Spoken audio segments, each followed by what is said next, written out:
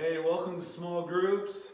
I'm excited about what we're going to be talking about tonight. But before we get there, just a couple of quick announcements. Number one, we have a potluck that's going to be at the Culver residence, which is just about 3-4 minutes from the church. It's not far at all. And that's going to be on the 28th. So that's right after church on Sunday. So it's not this coming Sunday, but the Sunday after that. So it's the October 28th, right after church. Gonna have a potluck, bring a side dish and some meat. It's gonna be awesome time to barbecue and hang out and just have a good time. So that's the first one. The second one is we are going to be putting together a Thanksgiving dinner for a family. And so if you would like to contribute to that as far as turkeys or stuffing or whatever, we will need it prepared. And so it won't just be, hey, we're just buy a turkey and let you cook it. We need you to go ahead and cook it, and then all brought at the same time for the night that we're going to do it. So if you'd like to be a part of that, please go ahead and sign up on the sheet. There should be one there at your house that you're at. And so if you'd like to sign up, please sign up for that, and we're going to bless family. So we've got that. The next one is we have our Christmas choir. If you like to sing, please sign up. We're going to have a blast singing some Christmas songs together on the 23rd, which is the Sunday right before Christmas. So please sign up for that if you'd like to sing with us and just have a good time. It's going to be a blast doing that together. So after that, we've got our Joseph Prince devotional. And I believe that our day was 289, I think. Don't quote me on that, but I think it was 289. So this is the Joseph Prince devotional that we've been doing throughout the year.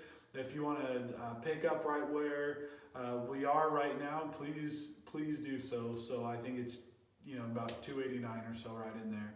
And so we've got that. It's really good. It's about 45 seconds. They're almost never a minute long. They're super short. So the next thing is we've also been doing the Bible through a year. And so we've been doing it. If you have it on your phone, there's a Read Scripture app. This is it right here. Or we can also print it off for you just in paper version. And there should be a copy of that if you would like to be going through that with us as well. So the Joseph Prince through a year and the Bible Project planned through a year. And so both of those we've been doing, and they're incredible. And so we've got that. And so then the last thing we've got is if you'd like to give, you can give online. If you go to hillmarcalvary.church and then click in the top right, there's a section that says give here, and you can go ahead and give with your credit or debit card right there. It's really, really easy to do. And then the last thing, that is the last thing. So with that, let's get into our study for tonight. So we're going to be moving into godly stewardship. That's what October and November are about. And so last week we talked about the body and kind of the fourth leg of the stool, because there's the nutrition, rest, exercise, but that fourth one that I would add in there is what does God say about our health and what does God want for our health. So we talked about that last week. You can go online. If you haven't seen that, you can go online, watch that from last week. But this week, we're going to be talking about our body, but in regards to rest. And so when it comes to rest, there's a couple things we just want to start with. So the first thing is this. Genesis 1:3-5, it says, "And God said, let there be light, and there was light. And God saw that the light was good, and God separated the light from the darkness. God called the light day, and the darkness he called night. And there was evening, and there was morning the first day." And I want you to just look at something real quick. It doesn't say there was morning and then evening, or the daytime and the nighttime, and that was the first day. It says there was evening and there was morning. And that was the first day. So in God's eyes, or in the way that God sees his day, is starting with rest, which is what we're talking about today, rest. Now another thing here, look at this. Genesis 2, 1 through 3. Thus the heavens and the earth were finished, and all the host of them. And on the seventh day God finished his work that he had done, and he rested on the seventh day from all his work that he had done. So God blessed the seventh day and made it holy, because on it God rested from all his work that he had done in creation, which is very interesting. So the next thing here is for 6 years, Exodus 23, 10 and 11, for 6 years you shall sow your land and gather in its yield, but the seventh year you shall let it rest and lie fallow, that the poor of your people may eat. And what they leave, the beasts of the field may eat. You shall do likewise with your vineyard and with your olive orchard. So he's saying here, there's the daily rest, there's the weekly rest, and then there are celebrations that I didn't mention, but there are celebrations throughout the year that are either a week long or longer or shorter, depending on what the celebration is, where God is saying, hey, just celebrate and rest. You don't have to work right now, and let God take care of whatever's going on in the world, and trust him in that. We'll get more into that. But that's the thing here, is that there are these examples of God saying, hey, take a break, rest. And so with that, as we look at the celebrations, and then the yearly rest, and then there were times, there's even this one time where it's called the year of Jubilee, which is the 50th year. And there's a whole thing on that and rest and what that means. But I just wanted to show you these scriptures to establish that rest is important to God. It's one of the things that God has said to us, that as a pattern in our lives, he wants us to rest physically, mentally, spiritually.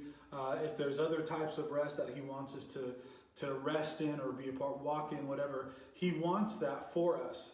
And so not only is it rest important to God, but God's design is for us to live from a place of rest, starting with rest and then able to work, being in a place of having the energy and doing what we need to be able to do from a place of rest, instead of I work first and then I rest. That's not God's design. See, God's design is not for us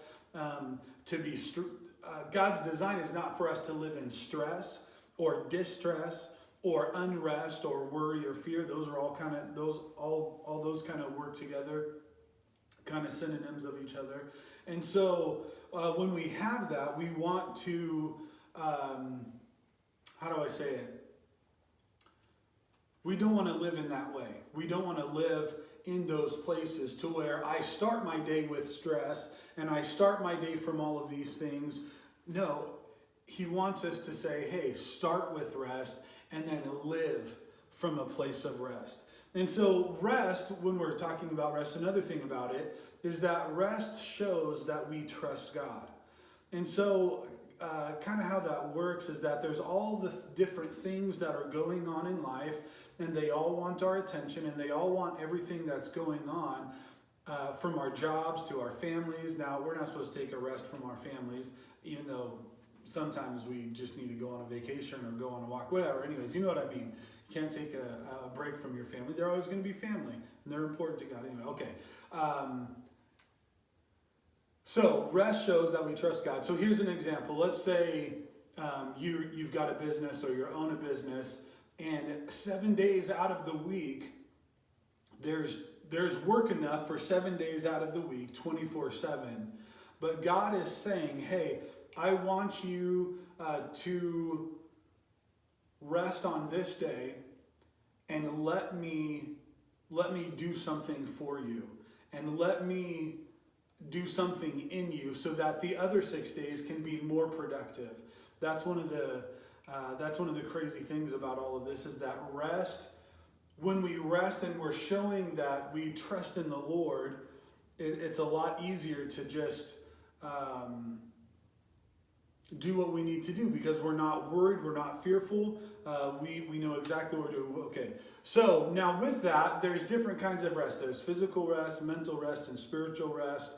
And those are the three we're going to talk about today. So for physical rest, when we actually get the sleep that we need, Number one, and everybody has gone through this before, if they've lived more than 15 years of life, or even 12 or 15 years of life. But when you get physically rested, you feel better. You wake up and you're able to think better. There's energy. You have more energy because your body has rested. And so, also with that, because you're thinking more clearly, all that kind of stuff. And so with that, just something real quick. There's this, let's see, what is it called? It's called just a hunger hormone, and it's called ghrelin, Grelin, I believe is how it's spelled. And it is produced when you sleep. And what happens is that ghrelin is, the more you have of ghrelin, the more your body says you're hungry. And so when you sleep longer and better and you have better rest, less of that is produced. And there's another hormone, and I just totally blanked on what it's called, but it does the opposite effect, to where it tells you, hey, you're full, you know that sort of stuff. And there's more of that produced when you sleep well. So that's just one small thing that your body does when you rest, is it helps just your overall body and hunger and all that. But also your body heals. Your body does this thing to where it resets a lot of what's going on in your body. It gets rid of free radicals and different things. That there's all kinds of studies on this stuff. And one that I thought was very interesting is that when your brain, as it goes throughout the day, there's this stuff that they call plaque. I don't know the exact name, but they just kind of say it's kind of a plaque buildup in your brain. And what happens is that when you sleep, your body and your brain, it clears all of that stuff out of your brain so that you can then think clearly again in the morning. And if you don't get any sleep, or a lot of that stuff doesn't get cleared away that it needs, that needs to happen. And so that's partly why when you get a good night's sleep, you wake up and you're like, oh my goodness, I can think, so much better. And so that's part of it. And then there are sleep cycles that when you physically sleep, there's, the stage when you first go to sleep, it's kind of that intermediate. Are you awake? Are you asleep? Whatever. And then it goes into stage 2, stage 3, and then the REM sleep, which is the rapid eye movement sleep, which means that you're in almost a total paralyzation with your body because you're in such deep sleep. You're having the dreams at that point, and then it begins to go back into 3 and 2. And then 3 back into, and it kind of does these cycles as you sleep. And there's actually this one app that I use that helps me wake up whenever I'm on the lightest amount of sleep, so I'm not waking up out of a deep sleep. So you say, hey, in this 30-minute period, I want to wake up whenever at the lightest amount. So I don't know how it does it, but it can tell when you're at the lightest cycle, and it'll give the alarm at that point instead of when you're at your deepest, and then you're woken up and you're trying to figure out what's going on, all that kind of craziness. And so physical sleep is incredibly important. And one of the things that they've said, that there are actually more studies coming out as we live our lives, all these studies, where it says 8 hours is very, very, very, very important. And there's a lot of people, I even know a couple of people that, they only need 4 or 5, whatever amounts of sleep. And I would say that's maybe a very, very rare case of someone who does that. But I don't know if that's necessarily long-term sustainable, because your body will eventually, and we've all had this happen too, where we're going, and our body says, hey, to shut you down, to make you not do anything, you're gonna get something to try and say, hey, just stop. You got to relax. You got to let your body rest and get some sleep and be able to take care of what's going on in the body. And there's articles, and I'll put a couple stuff on the website as well on this particular link for this one, so that anybody who wants, they can have a starting place, or you can just go look up benefits of sleep and you'll get that. So another one, when we get into physical sleep, the next one is mental rest. And so when it comes to mental rest, the first part is that our physical rest, our mental rest, and our spiritual rest, they're all directly linked. You can't not have one without it affecting the other in some way. And so that's the first thing. The next thing is that in our thinking, let's say I've set a time, a 3-hour period, and I'm just gonna do some work.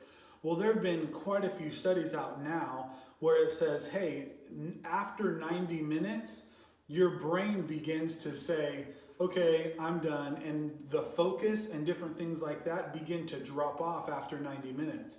But if you can go for an hour and a half, 90 minutes, and then say take a 15 or 20 minute break, 30-minute break, when you come back, you can then do another 90-minute stretch of thinking. This is just an example of getting mentally rested, that your body just kind of says, okay, your mind just kind of says, hey, I'm done, I need to take a break, and I need to, that peak performance that you are in, or that focus that you are in, isn't sustainable. And there's a lot of studies where a lot of millionaires and a lot of people who work all of this stuff, a lot of them do their routines in 90-minute segments, and they take breaks in between because they've realized or learned somehow that their focus drops off after 90 minutes. So then after 90 minutes, they take a break, and then they go do something to kind of let their mind wander or whatever, and then they come back because their mind has rested and it's able to kind of move on and pick back up. And so there's these cycles that our brain goes in. And so I kind of think of it like this. When you are working, and we see this a lot in schools, when you are working just for days and days and days and weeks at a time, and you never give yourself a mental break, we see that a lot of that information long term is not remembered at all.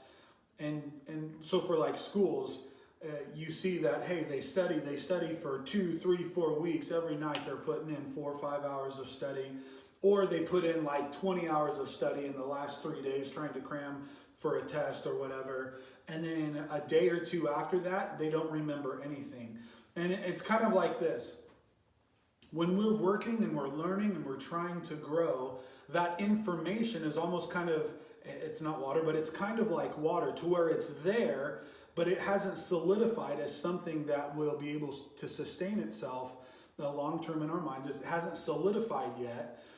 But when we take mental breaks, that water begins to kind of form and settle, and to a degree, you could say solidify in our minds when we take those mental breaks. So just getting the physical rest, taking 8 hours of sleep a night, that's a mental rest.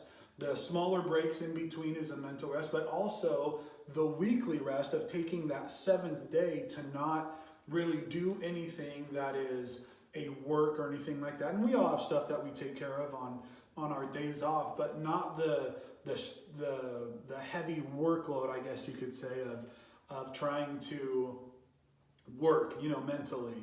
And so the 7th day is very important. And so that's one of the things, the celebrations that God puts out in the Bible gives us an example of, hey, celebrations are important for us to take days off. And so when we do that, the information in there becomes a little bit more solidified, and we're able to retain that more long term. So that's another part of it. And again, there's some things that you can look up online where it says links to rest, mental rest, and all kinds of stuff. And we'll put a couple online as well. And so then the last one that I just want to look at real quickly is mental rest, or spiritual rest, sorry. So when we're talking about spiritual rest, this one I think affects the other two more than the other two kind of direct it as far as mental or physical rest. Because when we're spiritually rested, there's a different level of kind of understanding and living when we have spiritual rest that I believe helps us produce the physical rest in a better way, and also mental rest in a better way, because we're connected to what God is saying and doing all that. So let's read this real quick. Matthew 11:28 through 30 says, "Come to me, all who labor and are heavy laden, and I will give you rest. Take my yoke upon you and learn from me, for I am gentle and lowly in heart, and you will find rest for your soul. My yoke, hold on just a sec, technical difficulty. And you will find rest for your souls. For my yoke is easy and my burden is light. And so check this out. It says, come to me all. Now that's an adjective, kind of that describing, hey, it's kind of pointing all. So everybody, this is you, me, anybody you can think of, all who labor. Now this is the verb, and heavy laden is a verb. It's a type of working. And so it's not only laboring, but it's heavy laden. There's the weight of having to try and do things on our own. So all who are labor and heavy laden, come to me, and I will give you rest. Now this rest is also a verb, meaning that the things that we do don't have the weight of the world on us. So the rest, when we're talking about spiritually, we're kind of talking about it's a doing that is from a place of being in Jesus, of trusting in Jesus and knowing that he's with us, knowing that his favor is upon us, so that as we do things, we're not fighting on our own to try and make something happen, but I am letting the Lord fight for me and before me as I go into things.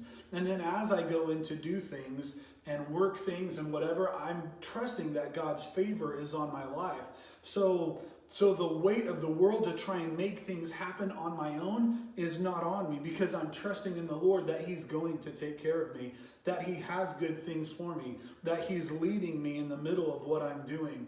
And so that's where the rest of someone, I've heard a pastor say, they said a spiritual rest, godly rest, is spirit-directed activity.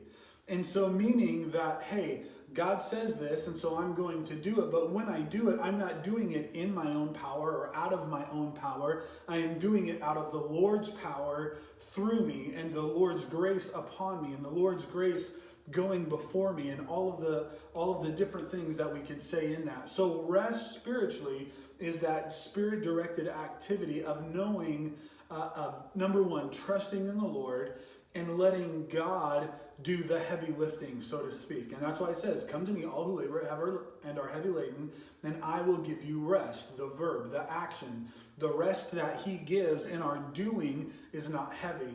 Now, as we go on with this, take my yoke upon you and learn from me, for I am gentle and lowly in heart, and you will find rest for your souls. Now, this rest is the noun, meaning that there is a rest to where when we sit and when we are not doing anything, the rest in our souls is not, it's not the worry, it's not the stress, it's not all of these things that the Lord doesn't want us to live out of. So now not only am I standing or sitting in a place of rest and of grace, but now as I'm in this place and my doings are from this place, I'm not living in stress here. I'm not living in stress or fear or worry there, because that's not what God has for us. And so the quick question then is like, okay, well then how do we get into that rest? How we get into this rest is simply by trusting that Jesus is with us and upon us, and that his grace is with us and for us and on us and goes before us. And it's not a, oh, I have a wishful thinking that, hey, yeah, God's with me and I'm just kind of, no, it literally is a rubber meets the road. God is with me right now as I'm at my job, and his favor is going before me. And as the enemy tries to bring different things through our job or our families or whatever, I know that God is with me, and that if God wasn't with me, things would be a lot worse. And as they come, I know that I'm an overcomer in whatever's going to happen, because Jesus is with me. And if Jesus is with me, who can be against me? So rest, when you've got the physical rest, you've got the mental rest, and then you've got the spiritual rest of really just trusting in the Lord and saying, you know what, I'm not going to fear, I'm not going to worry, I'm not going to be stressed out, I'm not going to do these things, because God is with me, God is for me. And so when we worry and we're stressed out and we're fearful, part of what we're doing is we are saying in and of ourselves, you know what, God can't take care of this to the best of my ability. We're saying my ability is greater than God's. And we've got to reverse that thinking and say, you know what, God's ability is better than mine. And so I'm going to trust in his ability through me and his favor upon my life, that it's not just me working this job, or it's not just me parenting, or it's not just me in this marriage on my own trying to manage this marriage, but it's God in me and before me and through me, that Jesus is here right this very second helping me. He's helping me pastor as many things as sometimes I feel of going wrong, or I've missed, or I've messed up. I still have to be at a place to where, you know what, God is greater than my mistakes as a pastor, and I'm going to trust in him that he will help me do whatever I need to do. And as I make mistakes, I'm going to say, you know what, I kind of like the 7 decisions. I can't make every decision right, but I can make a decision and then I can make it right. But that's only by grace, only by trusting in the Lord that he is with me and for me. And so I feel like I could kind of keep going on some of this stuff, but I'm going to stop right now. And the thing that I have for you guys is read Hebrews 3 and Hebrews 4. And there's a whole section, both of these sections are on rest. And spiritual rest, and it's very powerful. So you have the first 2 chapters where God is saying, hey, Jesus is better than angels, and Jesus, you could almost just summarize even the first 3 chapters as Jesus is better. And so as you read that, that's kind of the pretext, of Hebrews 3 and 4, but go ahead and read that and then begin to discuss what some of these things mean. Now remember, as we read it, don't read it from a place of being in the law, but read it from a place of, hey, I'm starting in grace, and I'm starting at a place of rest. So then what is this saying to me about rest? So that's what I want you guys to go ahead and go through, Hebrews 3 and 4. I love you guys. Have a great time. Be incredibly blessed. Let me pray for you real quick. God, I just ask that as they continue on in this study, God, that you would bless them and open their eyes to your grace and your rest and what you have for them. God, we thank you, praise you. God, we love you. In Jesus' name, amen. All right, love you guys. We will see you next week.